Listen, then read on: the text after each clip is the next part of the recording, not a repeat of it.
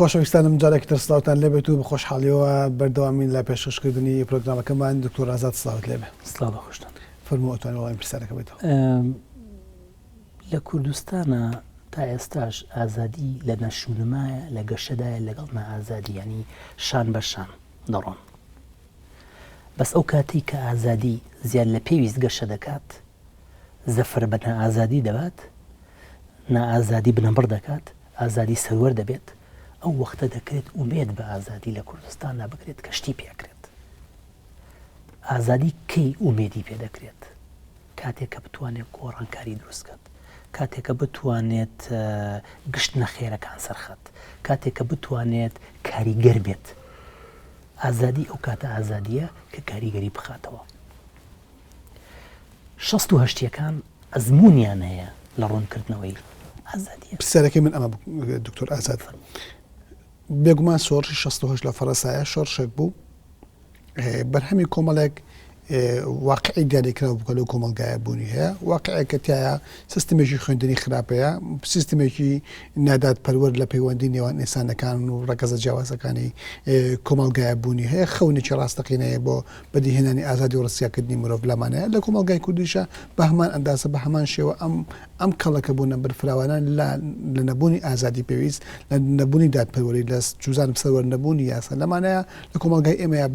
بوونی هەیە. پرسیارەکەی من ئەمەیە بۆ لەوێ شۆڕشی 68 ئەخڵقێنرێکە گۆڕانکاری گەوراکات و دوای 40 ساڵ کۆمەلگای فەڕەنسی لەسای دەستکەوتەکانی ئاژی، بەڵام لە کوردستانە شوباتێک ڕوودەدات بەبێ دەستکەوتی ڕاستەقینە ئەچنەوە ماڵەوە یان کۆتایی بە کۆپشاندانەکانە هێنرێت. پخوترین وەڵام دوو وەڵامە بەڕاستی. یەکێکیان ئەوەیە تێنەگەیشتن لە دۆز. تاکی فەڕەنسی تێگەیشتنی بۆ دۆزی خۆیە بۆ ئەو هەلومەرجە سیاسی کۆمەڵاتی کە تێکەوت لە ماڵەوە، بڵێن لە ناو خێزان، لە زانکۆ و باوچیشی یان دایکی کە کاریە کرد، یا براکە یا خوشکەکەی کە کارێک کرد لە کارگەکانە. تێگەیشتنی بۆ ئەو دۆزە هەبوو. ئەو دۆزە قینێکی تیا دروست کرده بوو، پێویست بۆ قینە لە شەقامە بڕژێت. شوباتیەکان یا ئێمەی کورد تێگەیشتنمان بۆ دۆزی خۆمان نەبوو. تێگەیشتنەکە بێ ئەندازە کەم بوو، نیوەچڵ بوو. هەر بۆشە خەباتەکەی نیوەچڵ کرد. بۆیە خەباتەکە ناشێ ناکرێ بەراورد کرێ بەو خەباتە نێودەوڵەتیانەوە. خەباتێکە بێ ئەندازە لۆکاڵیە، وەک خەباتێکی لۆکاڵی ئەمێنێتەوە، چونکە ئەوانەی کە هێناویەتی ئێمەی نەخستە حاڵەتێکەوە کە 20 ساڵی تر بڵین ئێمە قەرزاری شوباتیەکانین، بۆ ئێستا ئاواژین. ئێستاش فەڕەنسیەکان کچەکان پێیان وایە، بۆ نمونە مەسلەی پەرەسەندنی بزوتنەوەی فیمینیزم لە فەڕەنسا لە دوای 68ەوە لەگەڵی ڕۆوە خۆیان بە قەرزارباری ئەو دۆزە دەزانن کە 68 بۆ ینی شیاو کرد. باشە، مەبەستی من ئەوەیە 2011 توانی چی شیاو کات بۆ نەیتوانی ئەو شتانی کە ئەبووایە شیاوکرێن شیاوی کات. یەکێک لە بۆ نەیتوانی ئەو تا من وەڵامەکە دەدەمەوە، بۆ نەیتوانی ئەو شتانە شیاوکە کابێ شیاوکرێن و چی شیاو کرد. کێشەکە لێرەدا ئەوەیە هزر تێکەڵ نەبوو بەو کردە سیاسی کە لەو کاتەدا لە پیادەکردندا بوو. ینی تێگەیشتنێک نەبوو بۆ ئەبێ من بێمە سەر شەقام، بۆ ئەبێ من چالاکەوانێکی سیاسی بم. ئامانجی من لەمە چییە؟ ئایا بۆ دژایەتیکردنی پارتێکی سیاسیە لە شارێکی دیاریکراوە و بەس کە ئەمە بەشی ئەوە ناکە خەباتی سەرشەقامی لێ دروستکرێت؟ تێکەڵکردنی خەباتی سەرشەقامە بە هەندێک جۆر لە ئەزمموی سیاسی کوردی کە ئێمە ئەزمونێکی چاکمانتیایە، وەکو خەباتی شێرزەمینی و خەباتی ناو دۆڵ و شاخ و ئۆردوگاکان و چی، کە ئەوە یارمەتیمان نادات، چکە خەباتی سەرشەقام خەباتێکی زۆر حساسە، خەباتێکی زۆر تایبەتە، خەباتێکە تۆ لە ڕوبەڕووبوونەوەدا یەکتر دەبینێت. ئەو یەکتر بینینانە کۆمەڵی مەرجی تایبەتی هەیە. ئەو مەرجانە لە 2011 نەبوو بەڕاستی. بۆ لەبەرەوەی 2011 ئامانجە گەورەکانی دەستنیشان نەکرد بوو، بەس 68ەکان ئامانجە گەورەکانیان دەستنیشان کرد ڕۆژ بە ڕۆژیش بەڵام ئەو هەیەخستە سەری. بەنامەیە ئەو بەنامەیە یا دیکۆمنتەی کە هەفتەی شەبات پێشکەشی حکوومەتی کرد لە کۆمەڵێ داواکاری هەندووکەی و کۆمەڵێک داواکاری داهاتوویشی لە خۆگرتە بوو لەوانە جاکردنەوەی حیزب حکوومەت سەر بەخۆی دادگاکان ئازادکردنی جیراوانی سیاسی هەموو ئەوانە ئەجەندای گرنگ نەبوون کە تعبیر لە بوونی دیدێک ئەکا لەم گروپەیە. بێگومان بەڵام گشت دۆزی سیاسی گشت دۆزی کوردستان سیاسی نییە و گشت دۆزی سیاسی کوردستان ناتوانێت تاچێکی تازەی کوردیمان بۆ دروستکات. گرفتەکەی ئێمە تەنها ئەوە نییە کە بڵین شوباتی 2011 توانێ وتاری سیاسی کوردی بگۆڕێت. وتاری سیاسی کوردی ناتوانێت تاک دروستکات. وتاری سیاسی کوردی معمەل نییە وەکو چۆن معمەلێ خاولیمان بۆ دروستەکە تاکمان بۆ دروستکە. کێشەکە لێرەدا ئەوەیە تا ئێستا تاشی کورد لەوە تێنەگەیوە کە خۆی بێ دروستکات. بەڵێ دکتۆر ئازادەشێک لەو پرسانەی کە تا ئێستاشی لەگەڵا بێ لە هەفتەی شەبات و ئەوانەیە قسەی لەسەر دەکرێت خوێندنەوەی ئەو ڕووداوانەیە بابەتێکی گرنگی گفتوگۆکردنە ئەویش بریتیە لە کاراییەکی گەورەی ئاڕاستەی ئاینی و تەوژمی ئاینی لە ناو خۆپیشاندانەکان و فەسای خۆپیشاندانەکانە. هەندێک توێژەر وای دەخوێنەوە هەندێک ڕا لە خوێندنەوەی ئەمە پێیان وایە ئەمە نمونەیەکی باشە لە پێکەوە گونجانی ئاراستەی ئاینی و نائاینی لە کوردستانە کە پێکەوە کاریان کردو بۆ بەدیهێنانی کۆمەڵێک ئامانجی هاوبەش وەکو داواکردنی باشکردنی مؤسسەی سیاسی لە کوردستانە و بەدیهێنانی دادپەروەری و هەتا دوایی ڕایشی دیکەشێ پێچەوانی ئەمە رەخنەیەکی تون لەمە دەگرێت. ئەوش پێی وایە کە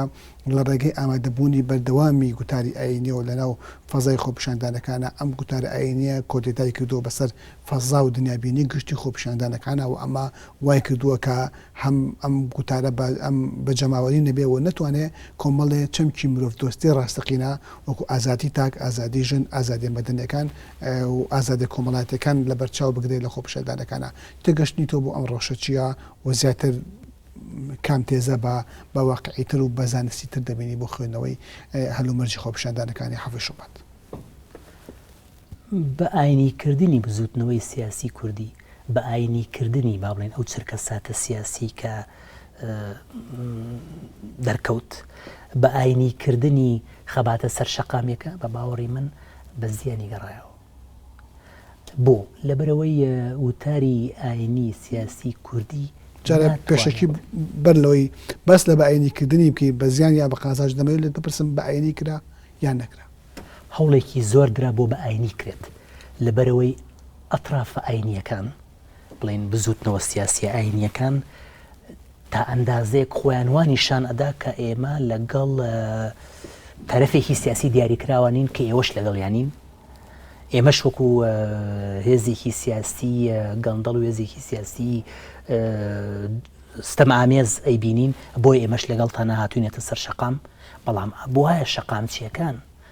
شوباتیەکان بیر لەوە بکەنەوە کە ئەمان ناتوانن نوێنەرایەتی ئازادی بکەن. ئەمان خۆیان هێرچێکن لەوانەی کە بکوژی ئازادی ڕاستەقینن. بۆیە نەئەکرا ئەو هیوایان پێ بکرێت لەبەرەوەی هەموو ئەزمونە سیاسیەکانی کوردەوەی سەپاندووەوەی ڕوون کردوێتەوە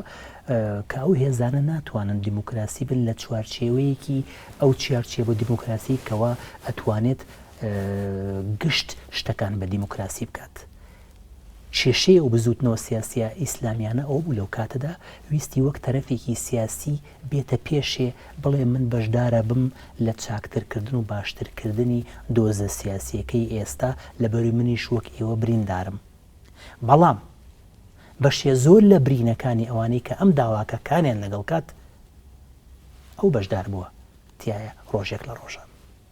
بەڵێ زیانی ئەم بە ئاینیکردنەوەیە لەسەر مەسەلەی ئامانجەکانی خۆپیشاندان بەتایبەت لە مەسەلەی ئازادیە لە باری برد نەرێتی کرد. ئەسلی خەباتی سەر شەقامی نەرێتی کرد بە شتێکی کلاسیک کرد بە شتێکەوە بوو بە شتێکی هەڕەمەچی بوو بە شتێک کەوا نەتوانێت ئامانج پێکێت نەیتوانی ناوێکی نێودەوڵەتی هەبێت نەیتوانی ئەو وەرچەرخان نەدروستکە کە ئومێدی لاوان بوو ئەو لاوانەی کەەوە کوژران لێدران خەڵتان خوێن کران پەلاماردران بەستی من ئەوەیە ئەو وشیاریە نەبوو کە ئەم جۆرە بزوتنەوانە ناتوانن لەوە تێبگەن کەوا ئازادی لە ژێرسای ئەمانە ناکرێت بە گشتی کرێت کە ئازادیش بە گشتی نەکرا ناتوانێت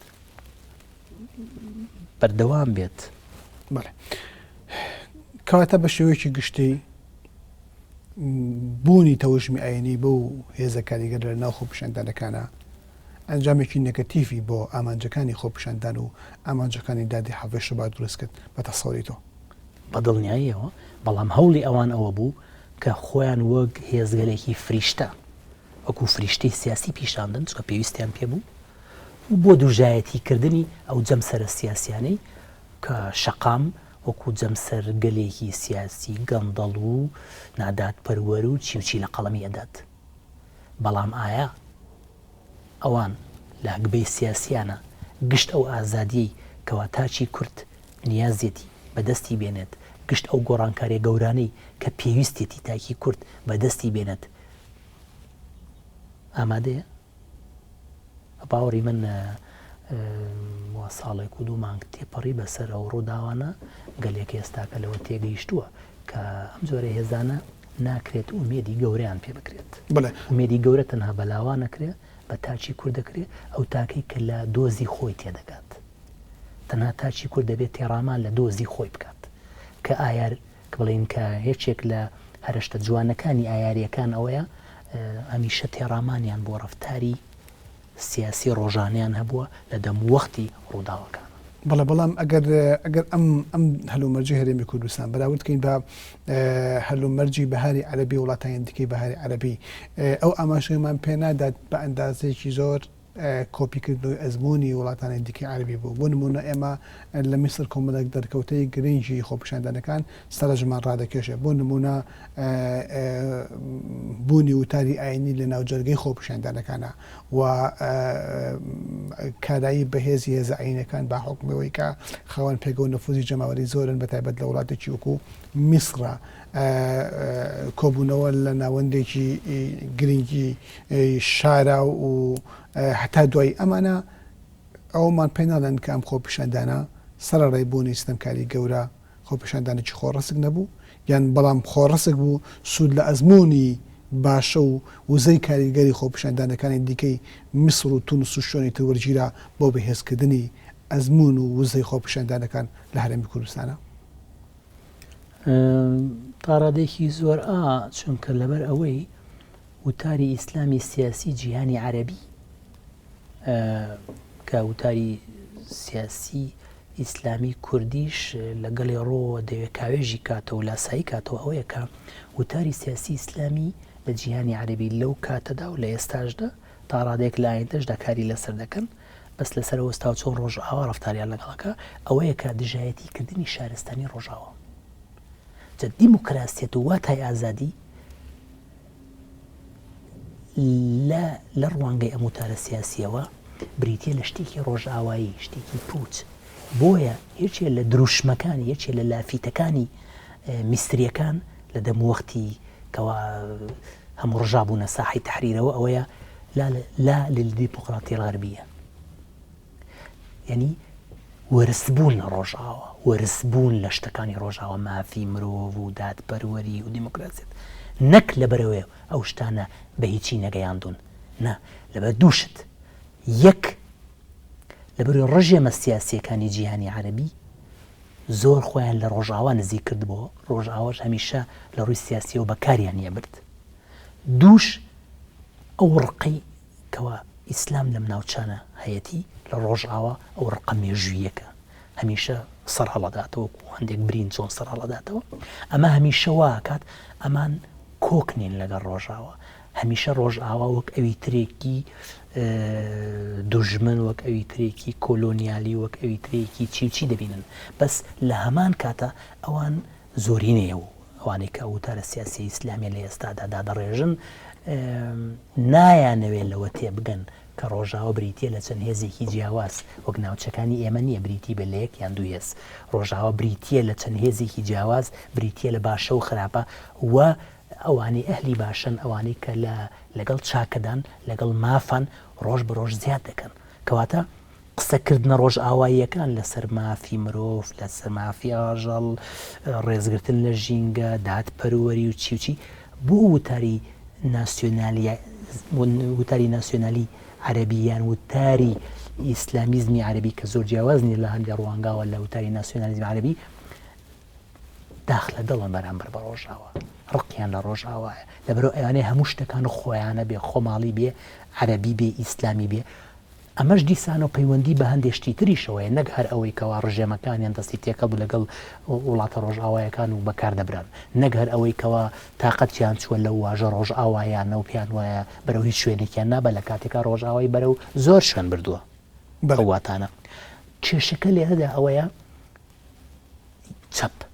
چەپ بیری سوسیالیزم لە جیهانی عەرەبیدا هیچ نەکردە بووە دیسانە ئەمەشە چێتە خانەیەکی ترەوە خانەی ئەوەی کۆیلایەتی بۆ سنتەر بۆ مەرکەز بۆ نمونە یەک لەو شتانی 1970ەکان هەمیشە دژایەتیان نەکرد جۆنەگرتن بوو لە مۆسکۆ جۆنەگرتر بوو لە وتارە گڵوباڵ هینە تۆتالیتاریەکان جۆنەگرتر بوو لەو هێزە سیاسیانەیەکەوە لە خشتەمانە بات بۆ نمونە لەو دەمەداکەوە 1970ەکان کەوتبوونە سەر شەقامەکانەوە پارتی کۆمۆنیستی فەڕەنسی بە سەرکردایەتی زۆر ماشێ لە ئێتلافا بوو لەگەڵ حکوومەتی دۆگۆلە پێی وا بوو کەوا وەکو دێگۆلیەکان بیریانە کردەوە پارتی کۆمۆنیستی فەڕەنسی کە ئەوانەی لەسەر شەقامن ئاژاوەژێڕن وڵات بەرەو نەهامەتی ئەبەن ئەمانە تەواوکەری ئیمپریالیەتن ئەمانە واوە کەواتە ئەم تێزەی دنیای عەرەب ئەو نەزعە توندەی دژ بە خۆرئاوە و بەهاکانی خۆرئاوا هەیە و دژ بە ناسیۆنالیزمێکەیە کە خۆی بە وابەستەی خۆرئاوا و دنیای ئەمریکی و ئەوروپیەوە زانیوە تا چەندە کوردستانە ڕەنگی داوەتەوە ئایا هەمان نەزعە هەمان دژایەتیکردنی بەهاکانی خۆرئاوا لە کوردستان هەیە بەتایبەت لە ڕووداوەکانی حەبەی شوباتە لە ڕووداوەکانی حەبەی شوباتە و بەتایبەت دیاردەی گەندەڵی توانیوێتی وتاری ناسیۆنالیزم لاواز کات چکەوەی کە گەندەڵە کووردە بۆی ئەمە وای کردووە کوردایەتی و بە کوردبوون و کورچێتی و کوردیزم و چی ئەمانە لاواز بن بێنرخ بن چکە ئەوەی کە گەندەڵی کردووە کە ئەوەی ئەیدزەیە کە ئەوەی فەرهودیەکە و چی کووردە بەس جاران کوردایەتی شتێکی زۆر شیرین بوو بۆ لەبەرەوەی تۆ لە تۆی دەپاراست لە زەبری باسیزم تۆی دەپاراست لە ڕژێمە تۆتالیتاریەکەی ناوچەکە بەڵام ئێستاکە کوردایەتی ڕووی لە خوارە چی جێگەی کوردایەتی گرتووەتەوە ئیسلامیزم ئەوێ بێ بە جێگری کوردایەتی جێگری ناسیۆنالیزم و جێگری هەتا تێگەیشتنێکی تر کە بڵێن تێگەیشتێکی ڕۆژئاوایانە لە ناوچەکە بۆیە وتاری ئیسلامیزم لە دەم و وەختی شوباتە ویستی بڵێن فرسەت هێبوو کەوا هەموو شیاویەکان بۆ خۆی بقۆزێتەوە خۆی وەک دژە جەمسەرێک پیشاندات بەڵام ئەو دژاتیکردنەی کە دژاتی بەهاکانی کۆمەلگای خۆرئاوایی پێ بکرێت بۆ نمونە دژاتی دیموکراسی دژاتی مافی مرۆڤ دژاتی لیبرالیزم بە شێوەیەکی ڕوون لەناو گوتاری خۆپیشاندانەکانە ئەم دژاتی نیشان نەدراوە چی لێرە لە کوردستان چی لەوێ لە جیهانی عەرەبی چیش ئیسلامیەکانی هەندەران چکە نابێ لە بیرمان چێ لە ڕۆژئاوا لە هەندەران ئیسلامێکی زۆر هەیە چکە بڵین لە دوای ساڵانی هەشتاکانەوە خەڵکێکی زۆر بووە بە پەناهەندە مەبەستم لە جیهانی عەرەبیەوە هەڵاتونە لە ڕژێمە دیکتاتۆرەکانەوە هەڵاتون وێستا پەناهەندن لە فەڕەنسا و لە بەریتانیا و لە ئەسکەندەنافیا و چۆ ناو جەرگەی ئەمریکاش ئەمانەش هاوشێوە نین بیرکردنەوەیان بەشێکیان تەماشاکردنیان بۆ ڕۆژئاوا ئەوەیە کە ئێمە بڵێن شتە نەرێتیەکانی خۆمان بپارێزین ئەوەی کەوا لە شتە فیقهیە ئیسلامیەکانە هەیە بۆمان بمێنێتەوە بیپارێزین پەیڕەویکەین بەڵام هەندێشتی باشی ڕۆژئاواییش هەیە ئەوانش دکتۆر ئازاد ئەمەوێت دو پرسیارم ئەوە بێ بۆ بەڕێزن لەژێر خوێندنەوەی ئەو هەلومەرجەی کە لە کوردستانە هەیە لە دوای ڕووداوەکانی حەفتەی شوبات ئەگەر گریمانی ئەوە بکەین حەفدەی شوبات بکو بەشێک لە پێداویستیەکان بۆ بەرجەستەکردنی خەونی ئازادی خواسی ئینسانی کورد سەری هەڵابێت و وەکو وەڵامدانەوەیەک بە خەونی عەدالەت خوازی مرۆڤی کورد بە کۆتایی هێنان بە ئیستیبدادیەت و بە نەبوونی ئازادی لە هەموو کایەکانی حیات. پرسیارەکەی من ئەمەوەیە لە دوای حەفدەی شوباتەوە پێشبینی تۆ بۆ ڕەوشەکە و بۆ بزوتنەوە کۆمەڵایەتەکانی هەرێمی کوردستان چێ؟ باوەڕت وایە ئەگەری هاتنە کایەی جۆرێکی دیکە فۆرمێکی دیکە لە خەباتی سەرشەقام لە کوردستان هەیە و ئەگەر هەیە ئەم جاریان دووبارەکردنەوەی ئەزمموی حەفتەی شوبات دەبێت یا شتێکی جیاواز؟ بە باوەڕی من پەیوەندی بە هەندێک لایەنەوە هەیە چێرنەوەیە چۆن ئیداری سیاسی کوردی ڕەفتار دەکات بۆ لەمە بەدووە، چۆن ڕەفتار دەکات بە فیعلی دەیەوێت خۆی پاکاتەوە، پاکڕەوشتی بخاتە ناو سیستەمی سیاسی کۆمەڵایەتیەوە، یان تەنها بەڕواڵەت قسە لەسەر لە ناوبردننی گەندەڵی و هەندی دیاردەی نەزۆک و قێزەوەن بکات. مەبەستی من ئەوەیە لەسەر ئەو چاوە چۆن وتاری سیاسی کوردی گەشە بەخۆی دەدات کە ئەوەش پەیوەندی بەو ئیدارە سیاسیوەیە کە لە ئێستادا هەیە، هەروەها چۆن تاچی کورد ڕەفتار لەگەڵ ئەم جۆرە تێگەیشتە سیاسیەکە کە بڵین ئیداری سیاسی ئیدا بەجۆیە. مەبەستی من ئەوەیە چەند ئەم ئەتوانێت باوەڕ بەخۆی بێنێ کە ئەوی ئەوان دەیڵێن ڕاستە، بەڵام کێشەکە لێرەدا هەر ئەمە نییە، کێشەکە لێرەدا ئەوەیە دەرکەوتنی هێزە سیاسی ئیسلامیەکان لە جیهانی عەرەبی مەترسیدارە بۆ سەر ناوچەکە، بەڵام مەترسیدار نابێت کاتێک ئەوانیش وەکو ڕژێمە دیکتاتۆرەکان هەمان شت دووبارە بکەنەوە و ئەو کاتە تاچی جیهانی عەرەبی بێزاری دەرببڕێ بەرامبەر بەو هێزە سیاسی ئیسلامیانە و بکەوێتە ڕەخنەکردنی ئەو هێزە سیاسی ئیسلامیانە و نیشان درێکەوە ئەم جۆرە بزوتنەوە ئیسلامیە سیاسیانەی کە ئەمڕۆ دەسەڵاتیان بەدەستەوەیە هیچ نەکردن، وەک ڕژێمە دیکتاتۆرەکان دەستیان هەیە لە ڕاوڕووتی و خوڵقاندنی نادات پەروەری و بێمافی. بەڵێ زۆر سوپاس بەڕێز ئازاد، دکتۆر ئازاد حەما، تۆژەری بواری فەلسەفە، زۆر سوپاس بۆ وەڵامانەوەی پرسیارەکانی ئێمە و سوپاس بۆ ئامادەبوون لە پرۆگرامەکەی ئێمەیە.